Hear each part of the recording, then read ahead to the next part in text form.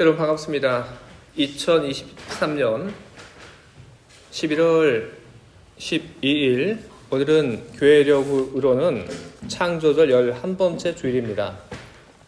거룩한 주일을 맞이하여 하나님을 예배하러 오신 여러분들 모두에게 하나님 주시는 은혜와 평강이 가득하길 바랍니다. 하나님께서 우리 예배를 바라보고 계심을 여러분 기억하시며 힘써 하나님을 예배하시기를 바랍니다. 로마서 8장 18절부터 25절까지 기록되어 있는 말씀 우리 오늘 함께 나누도록 하겠습니다.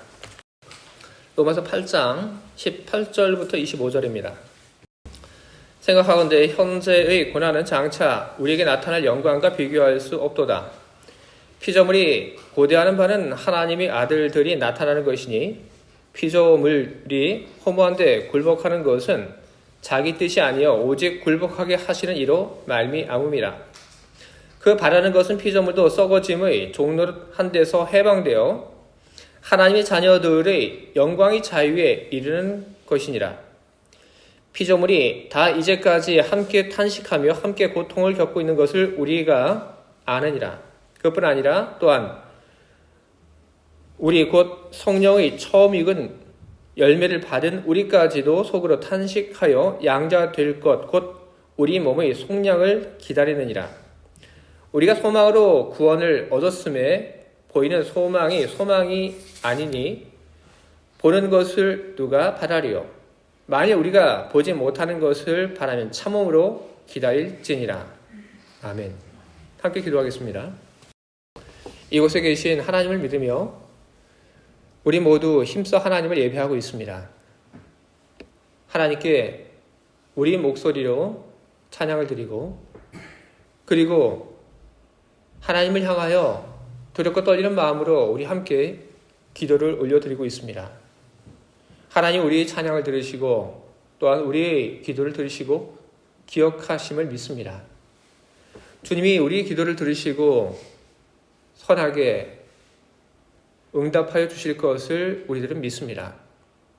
그 믿음 가운데 이제 우리는 하나님 말씀을 함께 들으려고 합니다.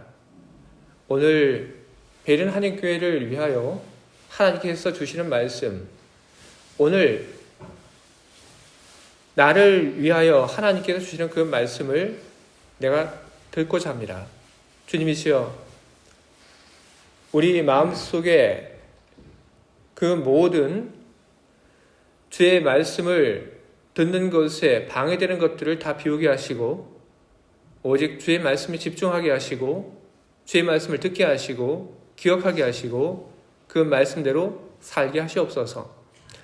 선한 열매를 통하여 하나님께 영광 돌리고 그리고 그 열매의 기쁨을 함께 누리는 우리 되게 하시옵소서. 예수 그리스도 이름으로 기도합니다. 아멘. 우리 한국의 속담 중에 모진 놈 옆에 있다가 벼락 맞는다는 그런 말이 있습니다.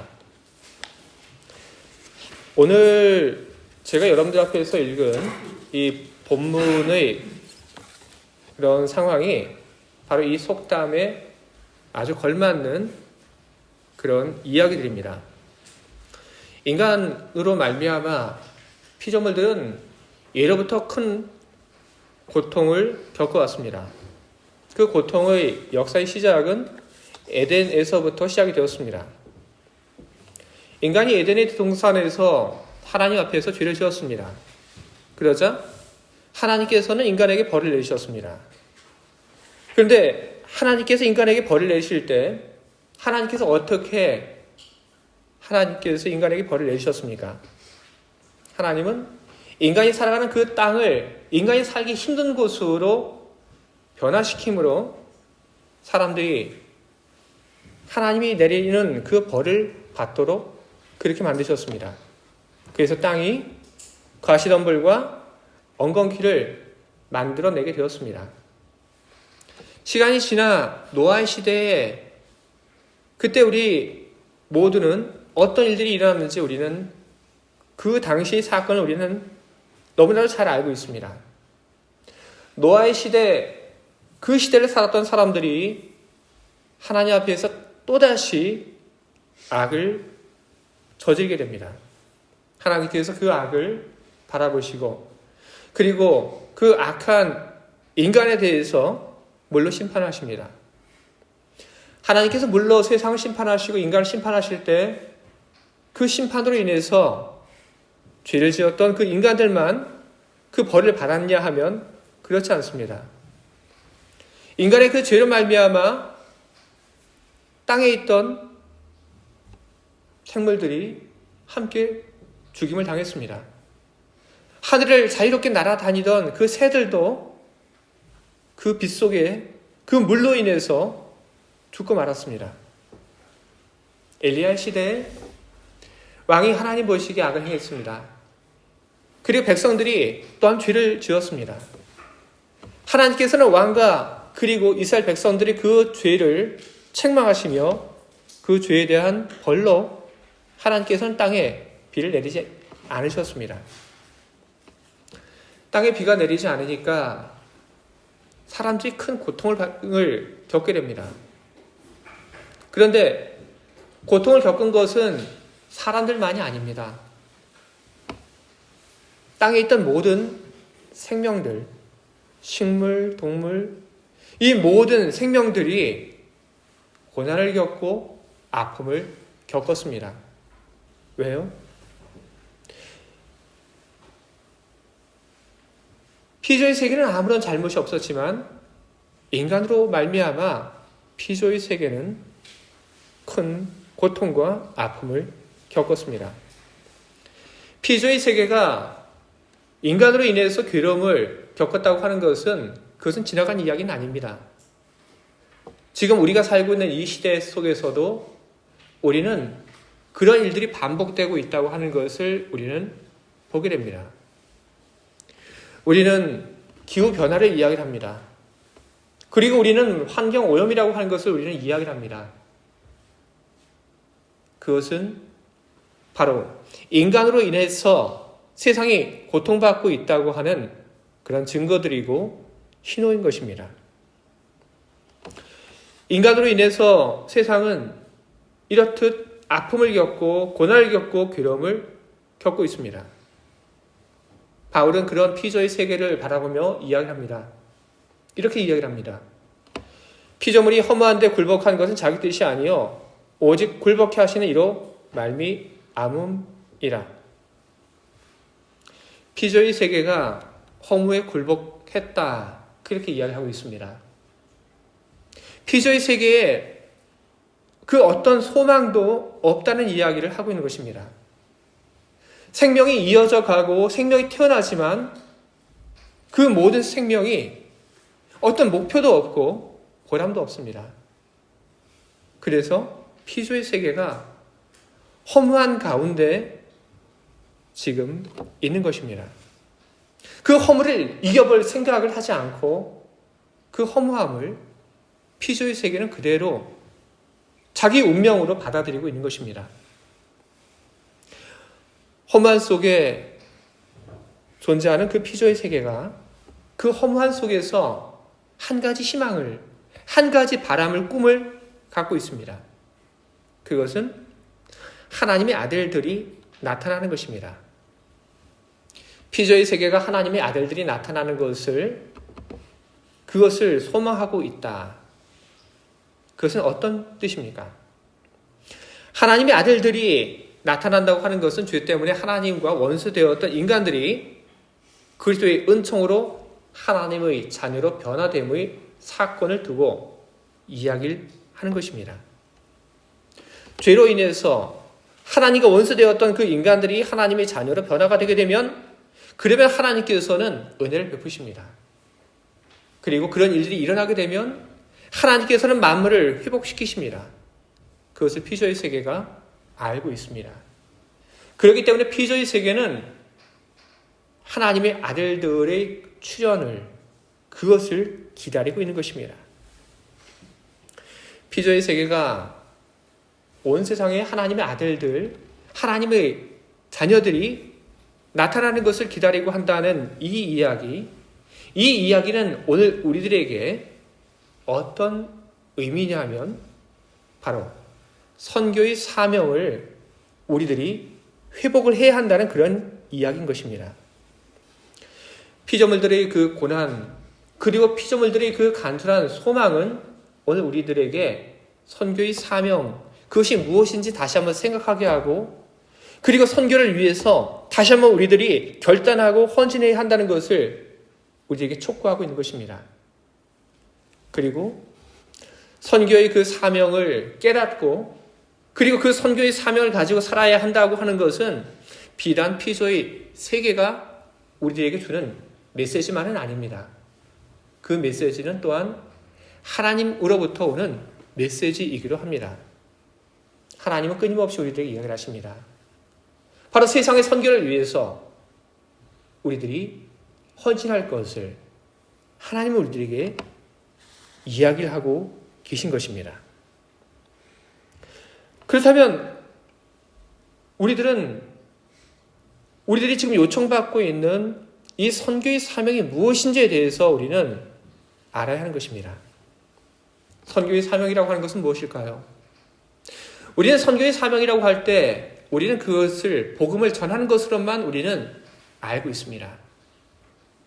복음을 전하는 것이 선교의 사명이다. 그 말은 틀린 말은 아닙니다. 하지만 그것은 선교의 사명에 대해서 잘 알고 하는 말은 아닙니다. 복음을 전하는 것이 그것이 선교의 사명이다 하는 것은 선교의 사명에 대해서 절반밖에는 알지 못하는 상태에서 하는 이야기입니다. 예수님의 말씀 중에 이런 말씀이 있습니다. 너희는 가서 모든 족속으로 제자를 삼아 아버지와 아들과 성령의 이름으로 세례를 주고 내가 너희에게 분부한 모든 것을 가르쳐 지키게 하라. 이것은 우리가 너무나도 잘 알고 있는 예수님의 말씀입니다. 예수님은 바로 이 말씀을 통하여 선교의 사명 속에 설 것을 우리에게 촉구를 하셨습니다. 그리고 이 말씀은 또한 우리들에게 선교라고 하는 것이 무엇인지 설명을 하고 있습니다. 예수님께서 하신 그 말씀, 이 말씀을 여러분 잘 한번 생각해 보시기 바랍니다. 예수님께서 하신 이 말씀을 우리들이 주목해 보면 예수님께서 하신 이 말씀은 그 일의 순서가 우리들이 생각하고 있는 그것과는 좀 다르다고 하는 것을 우리들은 발견할 수 있습니다. 우리들은 복음을 증거하고 그리고 그 복음을 증거한 후에 누군가에게 세례를 주고 그리고 세례를 준 다음에 그 사람을 제자로 삼고 제자를 삼아서 하나님의 말씀을 주님의 말씀을 잘 지키게 하는 것, 우리는 그런 순서로 일이 진행이 되어야 한다고 우리는 그렇게 생각하고 있습니다.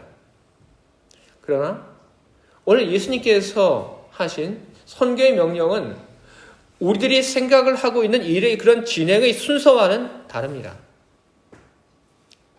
왜 그런 걸까요? 예수님께서 하신 이 말씀은 선교의 세 가지 과정, 세 가지 차원에 대해서 우리들에게 알려주고 있습니다. 여러분, 선교에는 세 가지 차원이 있습니다. 하나는 복음을 전해주는 것입니다. 두 번째는 고백적인 그리스도인들을 만드는 것입니다. 세 번째로는 헌신하는 그리스도인들을 만드는 것입니다. 바로 이것이 선교인 것입니다. 복음을 전해주는 것, 그것이 우리들이 해야 할 첫 번째 중요한 사명입니다. 복음을 전해주게 되면 우리가 전한 그 복음이 어떤 사람에게 들어가서 그 사람을 바꾸게 됩니다. 우리가 전하는 그 복음에 대한 우리는 확실한 믿음을 가지고 있어야 하는 것입니다. 우리 어떤 말로 누군가를 변화시킬 수 있냐 하면 그렇지 않습니다. 우리는 그런 시도를 우리는 하려고 해서는 안 됩니다. 우리는 무엇을 해야 하냐 하면 우리는 주님께 받은 그 복음을 가지고 우리는 그 복음을 전하는 일을 해야 하는 것입니다. 어떤 편지도 그 내용만큼 중요한 것은 없습니다. 중요한 것은 편지가 어떤 재질로 되어 있는가가 아닙니다. 중요한 것은 그 편지 안에 어떤 내용이 담겨져 있는가 하는 것이 그 편지지보다 훨씬 중요한 것입니다. 우리가 오늘 잊지 말고 기억해야 할 것이 바로 그것입니다. 복음을 증거하는 내가 말을 잘 해야지 누군가를 변화시킨다? 아닙니다, 여러분. 그것은 우리가 할 일이 아닙니다. 우리가 해야 할 일은 무엇이냐 하면 주님이 우리들에게 주신 그 복음을 더하지도 말고 빠뜨리지도 말고 그 복음을 알지 못하는 사람들에게 그 복음을 전달하는 것, 바로 그것이 오늘 우리들이 해야 할 일들인 것입니다. 우리는 그 일을 할 때 우리는 열심히 해야 하는 것입니다. 우리는 복음을 알지 못하는 사람들에게 복음을 전달하기 위해서 우리는 정말로 우리의 힘을 다하고 생명을 다하여 우리는 그 일들을 해나가야 하는 것입니다. 그러면 우리가 전달한 그 복음이 모든 일들을 하게 되는 것입니다. 그 복음이 사람을 바꿉니다. 그 복음이 어떤 사람에게 들어가서 그 사람의 운명을 바꾸게 되는 것입니다. 복음을 전달하는 여러분, 복음의 능력을 여러분 믿으시기 바랍니다. 그 복음이 모든 것을 한다고 하는 그 복음에 대한 믿음을 가지고 여러분, 복음을 증거하는 그 일에 여러분 힘을 다하시기 바랍니다. 두 번째로 우리들이 선교에 있어서 기억을 해야 할 것은 선교의 두 번째 차원입니다. 그것은 예수를 주로 고백하는 사람들, 복음을 받아들인 사람들, 그런 사람들을 고백적인 그리스도인들로 만들어가는 것, 그리고 예수를 주로 고백한 사람들이 고백적인 그리스도인들로 되어가는 것, 바로 그것이 선교의 두 번째 차원입니다. 고백적인 그리스도인이라고 하는 것은 그것은 어떤 의미냐 하면 나의 삶 속에서 주님이 어떤 분인지 고백하면서 살아가는 것을 이야기하는 것입니다. 주님이 나의 삶 속에서 어떤 일을 하셨습니다. 우리는 이것을 가리켜서 우리는 간증이라고도 우리는 이야기합니다. 우리는 교회 와서 간증하는 분들의 그런 메시지를 우리는 들었던 그런 경험들이 참 많이 있습니다. 그분들이 어떤 이야기를 합니까? 내가 주님을 알기 전에 내가 이렇게 살았습니다. 그런데 그런 나에게 주님이 찾아오셨습니다. 그 주님을 내가 만났더니 내가 이렇게 달라졌습니다. 그렇게 간증을 하고 있습니다. 재밌죠? 그런 간증하는 분들. 그런데요, 우리들이 그렇게 많은 재밌는 이야기, 놀라운 이야기를 사람들 앞에서 하진 못한다 할지라도 우리는 다른 사람들 앞에서 할 수 있는 그런 간증의 그런 이야기들이 우리에게는 다 있습니다. 내가 어떻게 살았고, 그리고 주님이 나를 어떻게 찾아오셨는지, 적어도 우리 모두는 그런 기억들, 그런 간증의 이야기들이 우리에게는 다 있습니다. 우리가 해야 할 일들이 바로 그것입니다. 나의 이야기를 하는 것이 아닙니다. 간증은 나의 이야기를 하는 것이 아니라 간증은 나의 삶 속에서 주님이 어떤 일들을 하셨는지 주님을 이야기하는 것입니다. 우리는 그 이야기를 왜 하는 것입니까? 바로 그 이야기를 통해서 바로 우리는 복음을 증거하는 것이고, 그리고 나의 삶을 바꾼 우리 주님을 향하여 우리는 영광을 돌리려고 하는 것입니다. 그런데 많은 사람들이 고백적인 그리스도인들로 그렇게 살고 있지 않습니다. 예수를 주로 고백을 하여 예수의 그 제자가 되었음에도 불구하고 고백적인 그리스도인들로 살고 있지 못합니다. 바울은 이야기합니다. 나는 복음을 부끄러워하지 않는다. 이 말은 복음을 부끄러워하는 사람들이 있다는 이야기입니다. 왜 복음을 부끄러워합니까? 바로 그것은 타협점 때문에 그런 것입니다. 예수를 주로 믿는 사람들, 바로 그 사람들은 주님 앞에 전적으로 헌신을 해야 합니다. 나의 모든 삶을 주님께 드리고 그리고 온 힘을 다하여 주님을 따라가야 합니다. 하지만 세상과 복음 사이에 있는 그런 나의 포지션 때문에 사람들은 곧잘 타협점을 갖게 됩니다. 복음을 받았지만 복음에 전적으로 헌신하지 않고 복음을 알지만 세상으로부터 미움을 받고 싶지 않은 그런 마음들이 남아 있습니다. 그래서 타협을 합니다.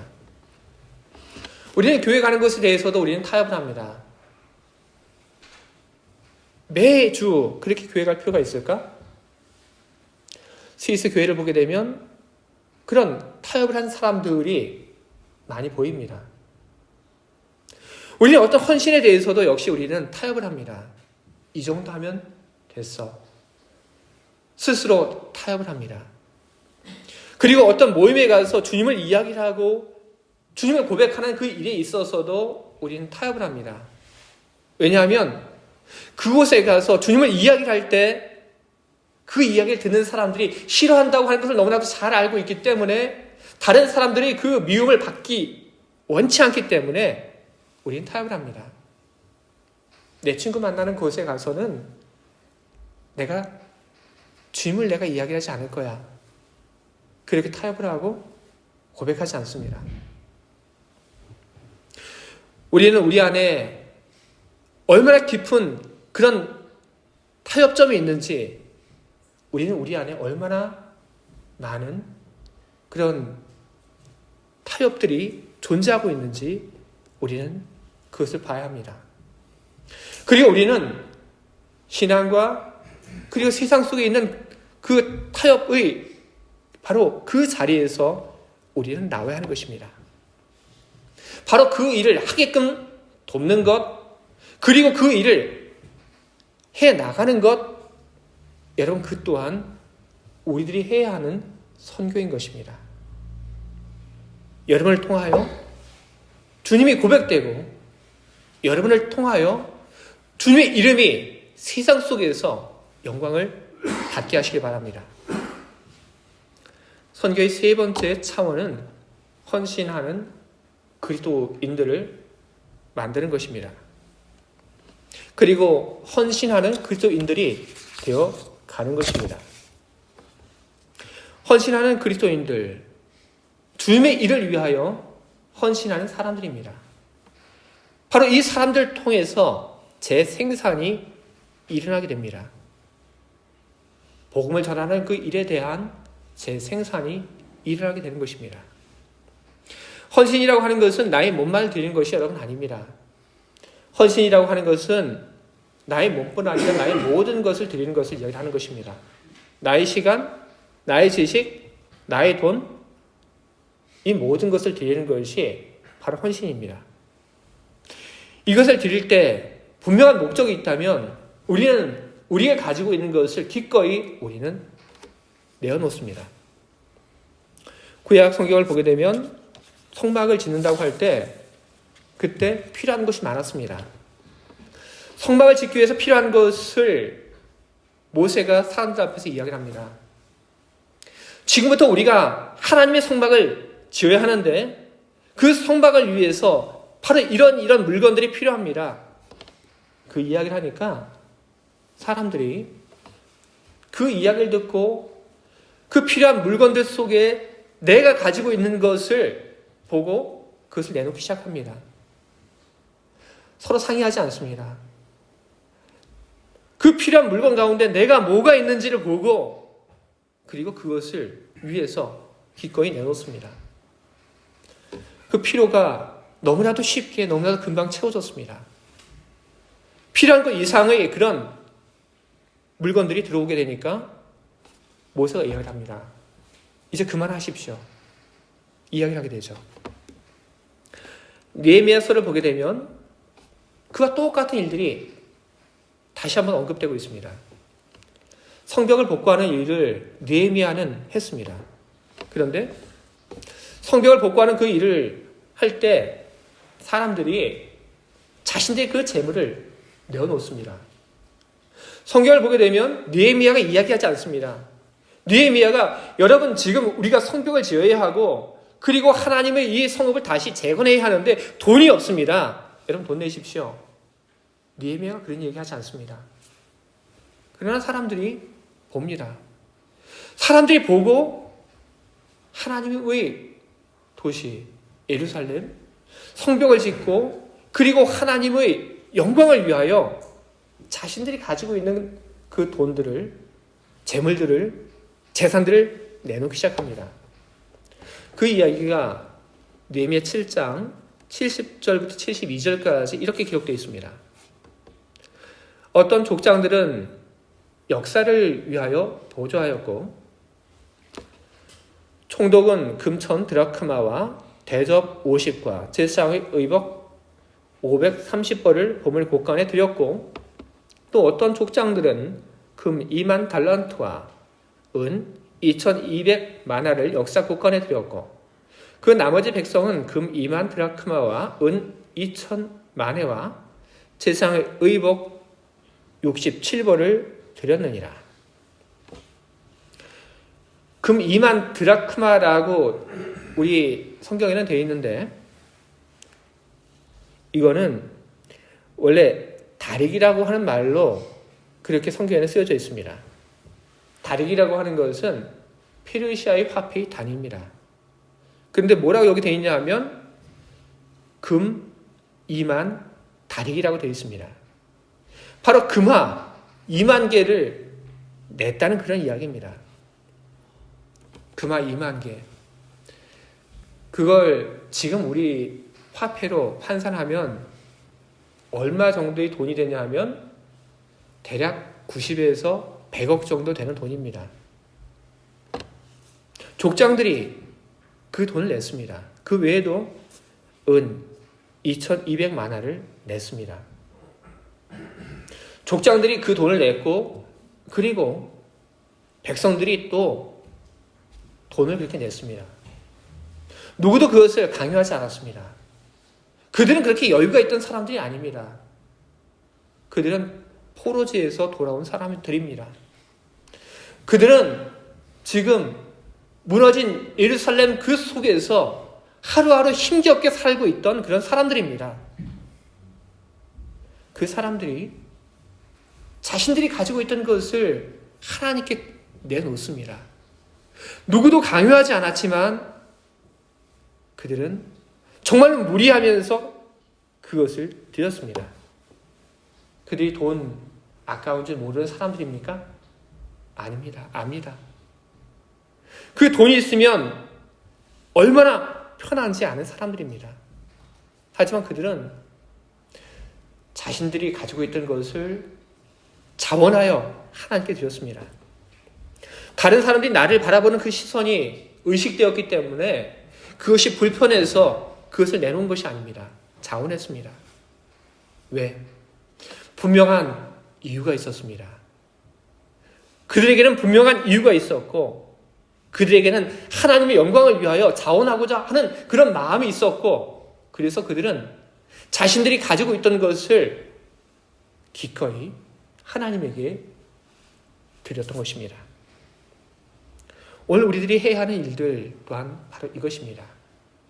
교회가 해야 하는 일들, 바로 하나님의 나라에 대한 꿈을 전하는 것, 그리고 선교의 그 사명을 전달하는 것, 그것이 얼마나 우리들에게 긴박한 일인지 그것을 외치는 것, 그리고 그것을 하자고 초대하는 것, 바로 그것이 교회가 해야 되는 일들이고 바로 그 일을 위하여 자원하는 하나님의 선교에 대한 꿈을 가지고 있는 사람들이 되어가야 하는 것이 또한 우리들의 모습이어야 하는 것입니다. 여러분, 오늘 설교의 제목은 선교 지향적인 교회 그리고 선교 지향적인 성도입니다. 그 이야기는 우리 교회가 선교를 지향하면서 앞으로 나아가는 그런 교회가 되어야 한다는 그런 이야기입니다. 하나님의 선교에 대해서 생각하고 그리고 하나님의 선교를 위해서 결정하고 그리고 하나님의 선교를 위해서 일하는 교회가 되어야 한다는 그런 이야기입니다. 우리가 가지고 있는 자원들, 그것은 그렇게 많지는 않습니다. 우리들에게 있는 그 자원들이 많지는 않지만 선교 지향적인 교회가 되어야 한다고 하는 이 이야기는 우리들이 가지고 있는 그 자원들을 가지고 선교를 위해서 먼저 우리들이 그것을 사용을 하는 그런 교회가 되어야 한다는 그런 이야기입니다. 또한 선교 지향적인 그런 성도들이 되어야 한다는 것도 역시 같은 말입니다. 하나님의 선교에 대해서 생각을 하고 그리고 하나님의 선교를 생각하며 움직이고 그리고 자원하고 헌신하는 그런 사람들이 되어야 한다는 것입니다. 선교, 그것은 단지 복음을 전하는 것만이 아니고 그것은 우리들이 고백적인 그리스도인들이 되어가야 하는 것이고 그리고 그것은 우리들이 헌신하는 그리스도인들을 만들고 그리고 헌신하는 그리스도인들이 되어가야 한다는 그런 이야기입니다. 주의 사랑하는 교회 여러분, 하나님이 여러분의 마음을 만져주시길 바랍니다.